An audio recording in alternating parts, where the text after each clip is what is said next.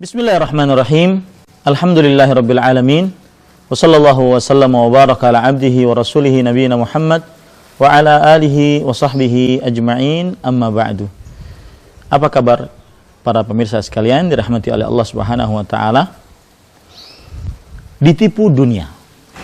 Itulah tema kajian kita. Orang-orang yang ditipu dunia adalah satu, gara-gara dunia dia lalai dari berzikir kepada Allah. Dua, gara-gara perniagaan, jual beli, dia lalai mendirikan sholat. Dan kita tahu arti mendirikan bukan hanya sekedar mengerjakan. Yang ketiga, gara-gara sibuk dengan dunia, harta, kemilaunya, perhiasan, maka dia tidak mau membayar zakat. Allah Subhanahu wa taala berfirman di dalam surat An-Nur ayat 37, Rijalun la tulhihim tijaratun wala bay'un an dzikrillah wa iqamis shalah wa ita'iz zakah yakhafuna yawman tataqallabu fihi al-qulub wal absar. Orang-orang yang perniagaan dan jual beli mereka tidak melalaikan mereka dari berzikir kepada Allah, mendirikan sholat, membayar zakat. Mereka takut suatu hari yang hari tersebut hati-hati dan penglihatan akan berbolak-balik. Saking gentingnya dan dahsyatnya hari kiamat. Para pemirsa yang dirahmati oleh Allah Subhanahu wa taala, bagaimana cara agar tidak ditipu dunia? Maka perhatikan baik-baik. Cara agar tidak ditipu dunia adalah ingat selalu apa yang ada di sisi Allah lebih besar daripada dunia yang kita kejar. Dunia yang kita cari-cari. Dunia yang kadang-kadang kita menghalalkan segala cara untuk mendapatkannya.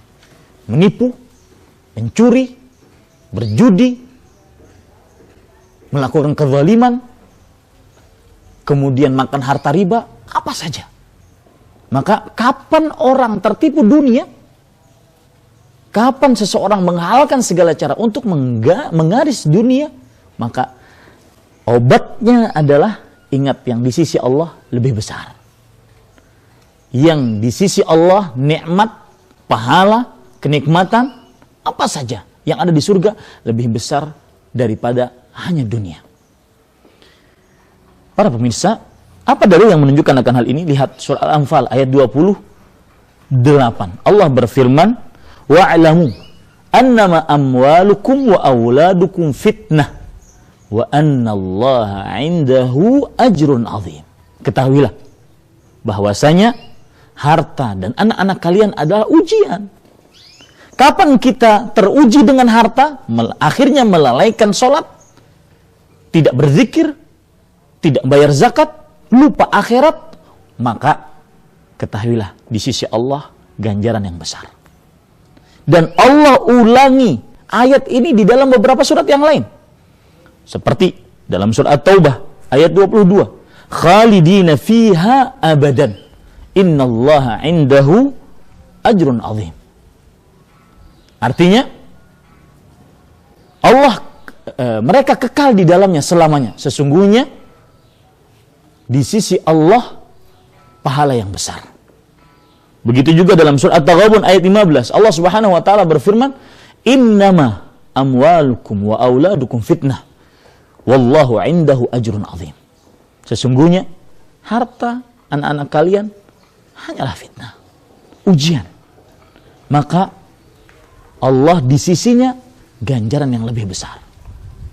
Ingat, kapan Anda tertipu dengan dunia, kapan Anda melalaikan sholat, berzikir kepada Allah, tidak mau bayar zakat gara-gara dunia, ingatlah, di sisi Allah pahala yang sangat besar.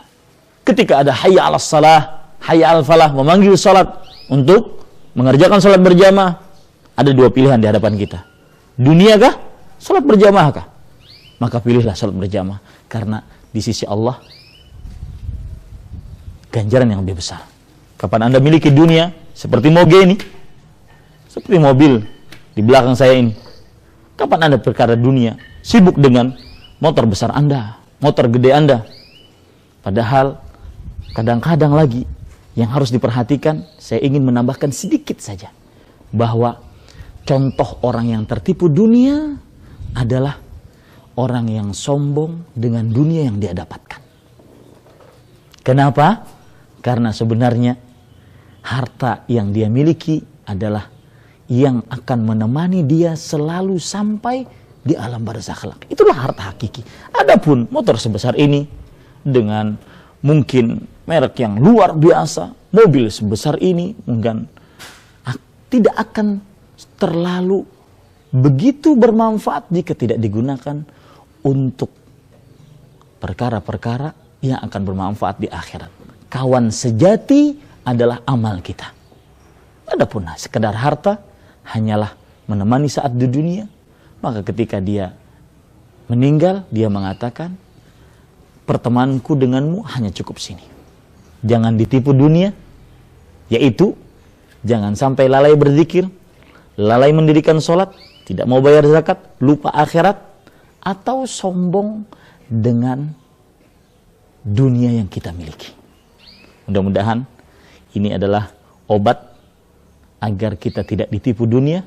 Sallallahu Nabi Muhammad walhamdulillahi rabbil alamin.